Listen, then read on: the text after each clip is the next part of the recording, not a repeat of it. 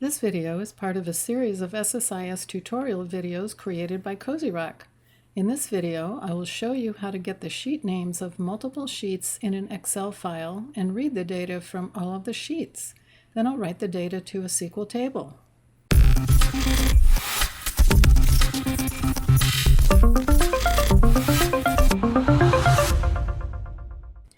This is the Excel file that will be the source for this package.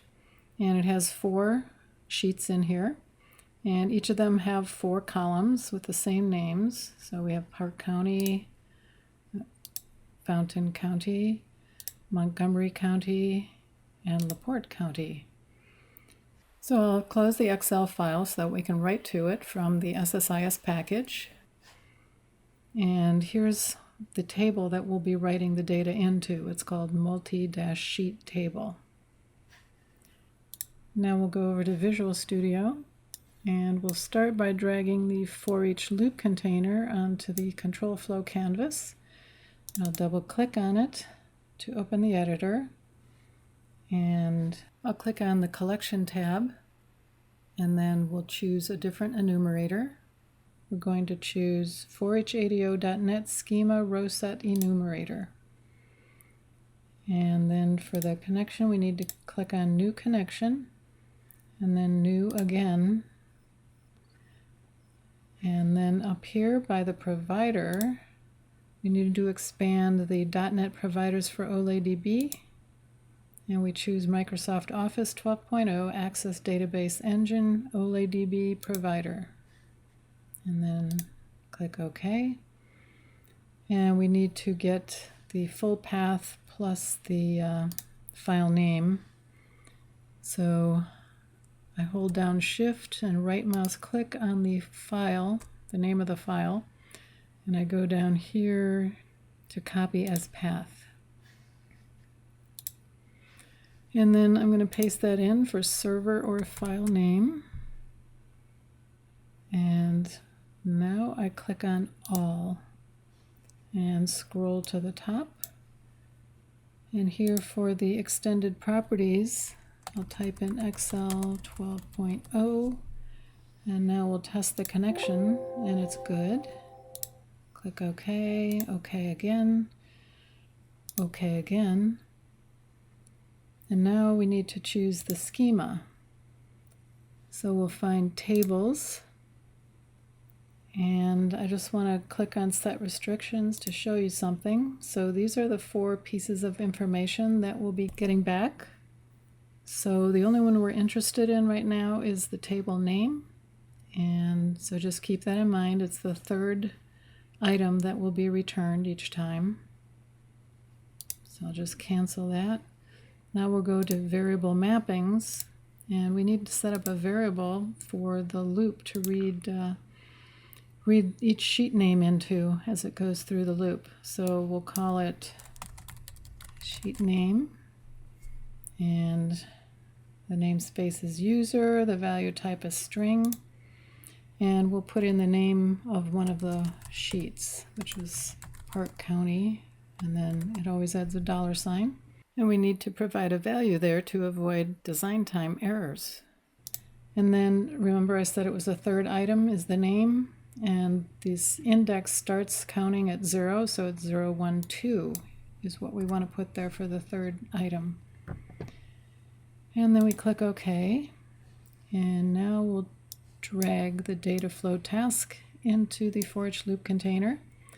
Double click on it, that takes us over to the data flow canvas. And now we'll scroll down to find the Excel source component and drag that onto the canvas. Double click to open the editor. We need to set up a connection manager for this, so I click on New. And we'll browse to find the file path, and we're already in the correct folder, and here's the file, multi-sheet demo file. And everything else looks fine, so we click OK. And then for data access mode, our variable is going to be used to provide the name, so we'll select table name or view name variable. And then we select the one variable we set up. And now we can preview the data, and there you can see that's the data from the Park County sheet. And we're done configuring the source.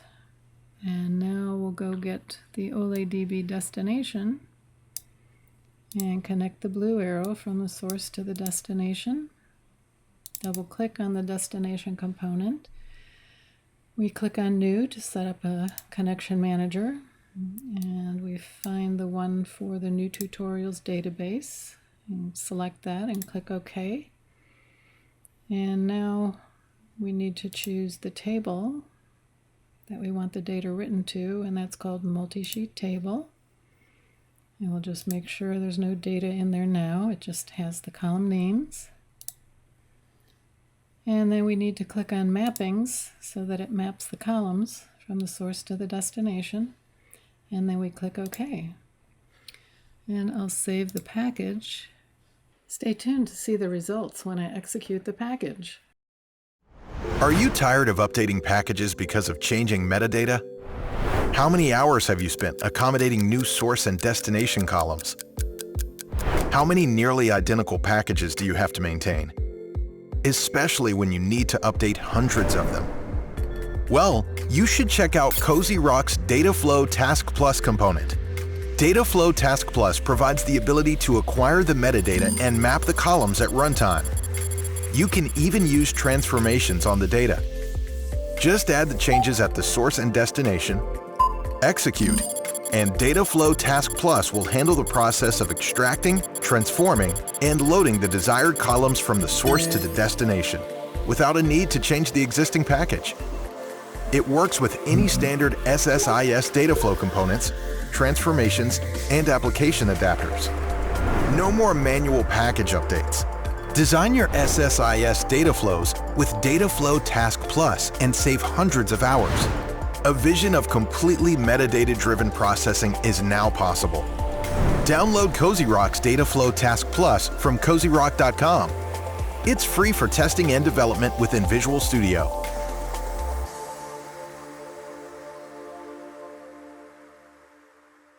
Now I'll execute the package by right-mouse clicking on the name of the package over here in Solution Explorer, and then I choose Execute Package. And it says it wrote 10 rows. It actually wrote 40, but there were 10 rows in the last worksheet that it read. So I stop debugging and we'll go over to Management Studio, and I'll run the select statement. And there it says we have 40 rows, and there were 10 rows in each worksheet. So that accounts for the 40 rows. Thank you for watching. If you'd like to follow us on social media, here's how you can do that.